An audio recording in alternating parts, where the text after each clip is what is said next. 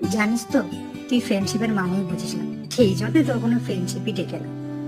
হ্যাঁ রে, আমি ফ্রেন্ডশিপ টিকিয়ে রাখতে পারি না, কারণ তাদের কথা অনুযায়ী এটা আমারই ফল্ট। বাট যাদের সাথে আমার ফ্রেন্ডশিপটা নষ্ট হয়েছে, তারা কি কখনো আমাকে নিজের বন্ধু ভেবেছে?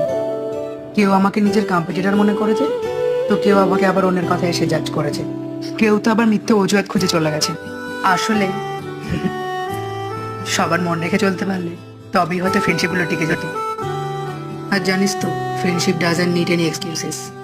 কে কালো, কে ফর্সা, কে গরিব, কে বড় লোক, কে কিভাবে হাঁটে, কে কিভাবে কথা বলে, এইসব দেখে যদি বন্ধুত্ব হতো, তাহলে খোঁজ নিয়ে দেখ, তারা কোনোদিন আমাকে নিজের বন্ধুই মনে করেনি, বরং নিজের স্বার্থে আমাকে ব্যবহার করেছে। কিন্তু বর্তমানে আমার অনেকেই আছে যাদের সাথে বন্ধুত্ব তো আছে, কিন্তু কোনো স্বার্থের সম্পর্ক নেই।